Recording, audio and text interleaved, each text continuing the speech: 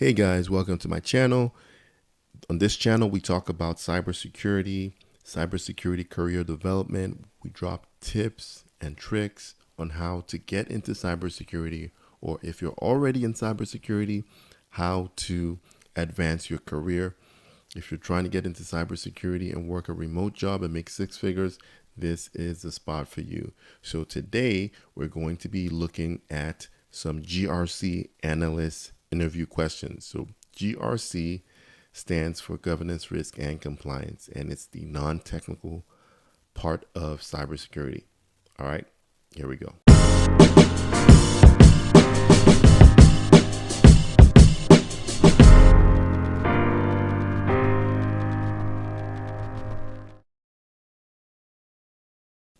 Question number one, what is the role of a GRC analyst?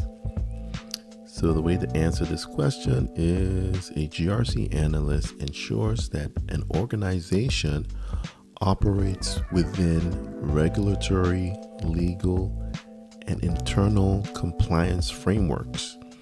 My responsibilities typically include assessing risk, providing security controls, monitoring compliance, performing audits, and maintaining policies and procedures.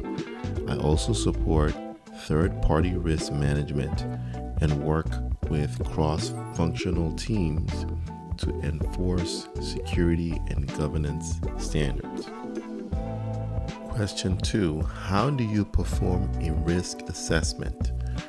So there are different ways to perform a risk assessment, but your typical way would be, and you can answer it this way. I begin by identifying assets, threats, and vulnerabilities. Then I determine the likelihood and impact of each risk, often using a qualitative or quantitative method. I prioritize risks based on their severity and work with stakeholders to recommend and implement mitigation strategies. Frameworks like NIST 800-30 and ISO 27005 guide my assessments.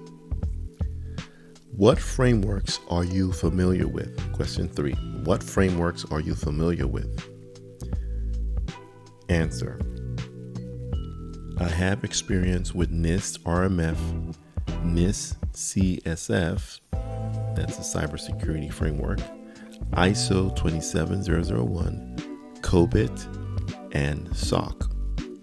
I also work with regulatory frameworks like GDPR, HIPAA, and SOX, depending on the industry. I choose frameworks based on organizational needs, and I'm especially proficient in mapping controls across multiple frameworks to ensure efficient compliance. Question number 4.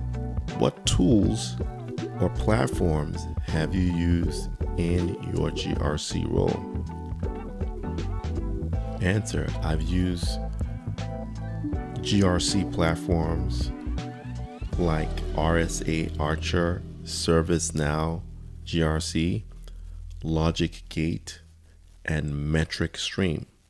I also work with vulnerability management tools like Tenable, ticketing systems like Jira, and document controls with tools such as SharePoint and Confluence. These tools help automate workflows, track compliance, and manage risk registers effectively. Now, there are other GRC tools like CSAM and EMAS that you can mention as well. And Exacta is another one too. Question number 5. How do you handle non-compliance or control failures?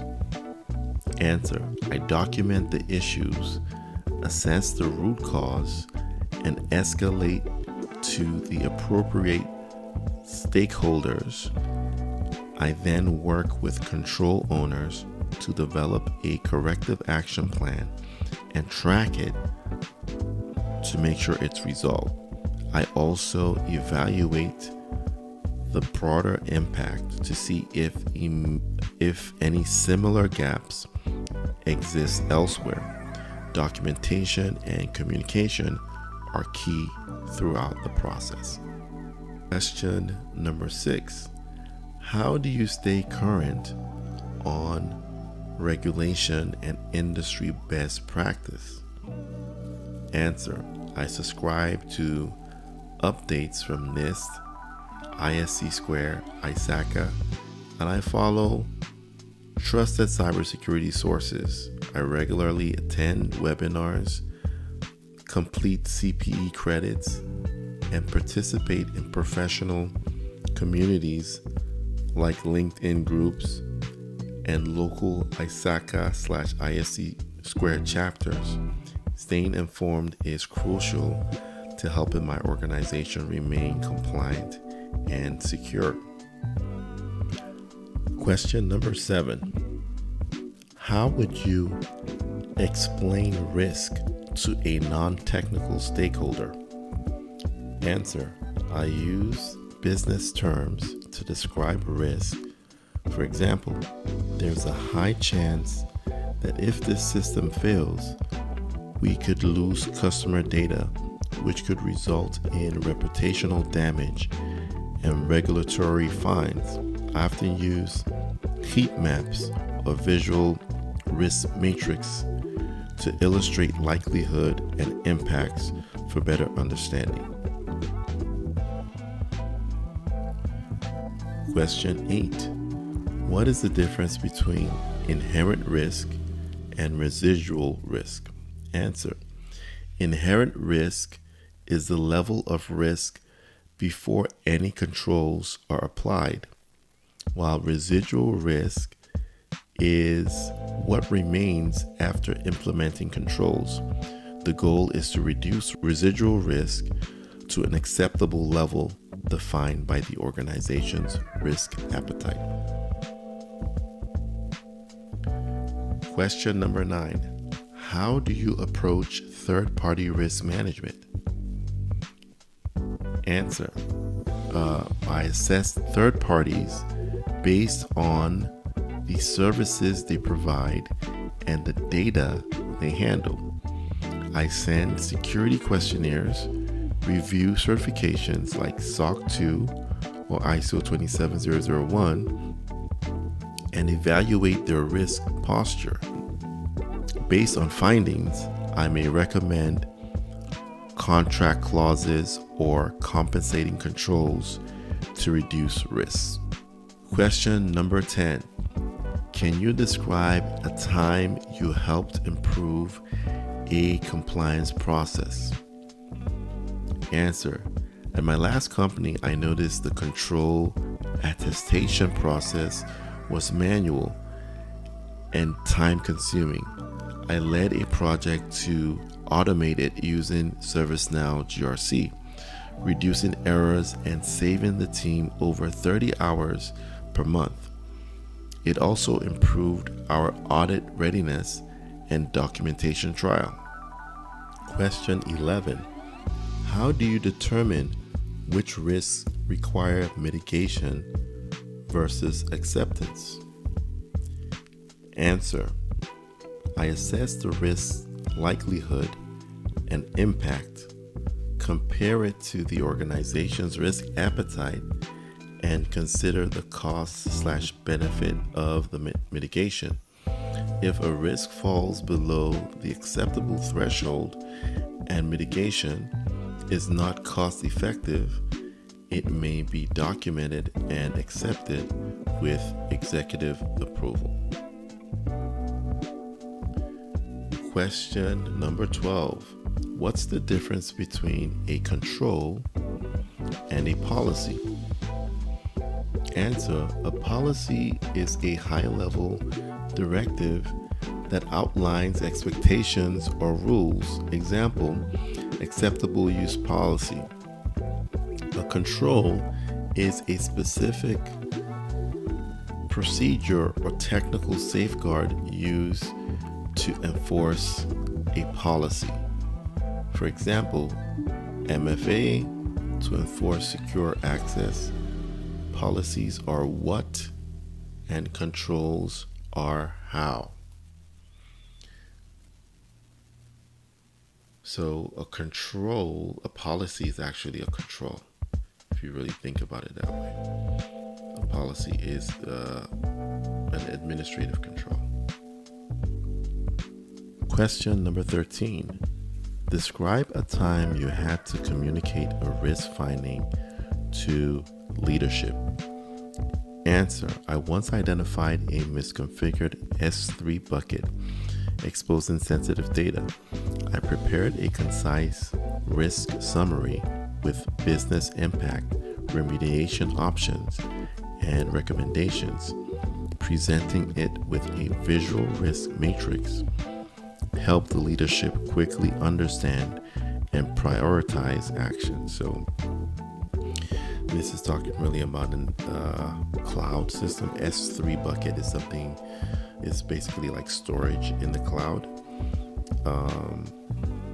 And when they're talking about remediation really just means fixing your remedy. Remedy something to fix it. Question 14. How do you ensure audit readiness throughout the year? Answer: I maintain control evidence in centralized repositories, schedule quarterly control reviews, and track issues in a GRC platform. I also perform control self-assessments and coordinate mock audits to ensure we're prepared when external auditors arrive. Question 15. What is risk appetite and how do you apply it to your role? Answer: risk appetite is the level of risk the organization is willing to accept in pursuit of its objectives. I use it to guide decisions, ensuring that accepted risks align with the executive tolerance levels, and that high risk issues are escalated appropriately. Question 16. How do you perform control testing? Answer: I define test objectives based on control design, then review evidence like logs, screenshots, and reports, conduct walkthroughs, and validate control operation.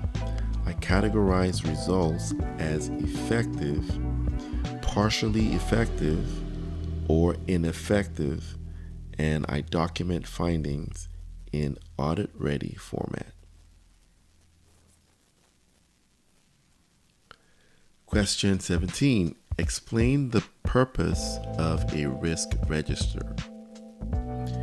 Answer: a risk register is a centralized record of identified risks, their likelihood, impact, status, owner, and mitigation plans.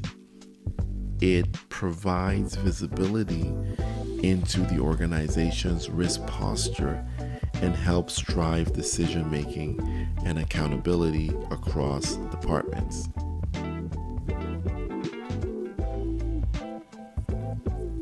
Question 18. What's the difference between qualitative and quantitative risk assessments?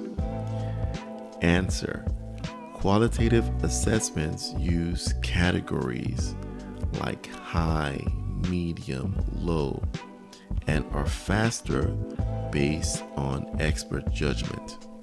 Quantitative assessments are use numeric values.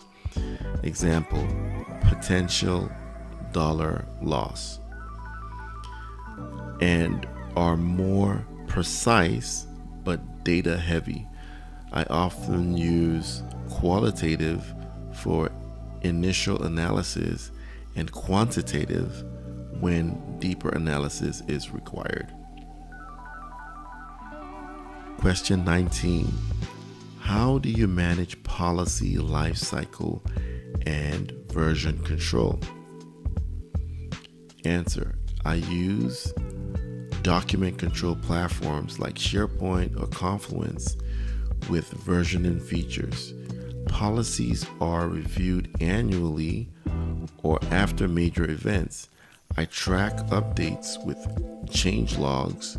I obtain proper approvals and ensure stakeholders are notified and trained on changes. Question number 20. What metrics or KPIs do you track to measure the effectiveness of GRC programs? So KPIs are key performance indicators. Answer. I track metrics like number of open versus closed risks, policy violations, control failure rate, third-party risk scores, time to remediate findings, audit issue closure rate. These help demonstrate the health of the GRC program and drive continuous improvement. All right, I'd like to thank you all for watching. Stay tuned for more interview questions. And if you like content like this, consider subscribing and liking. Thanks. Don't forget to subscribe and like. We're also on IG at CyberFirst Solutions. Thank you.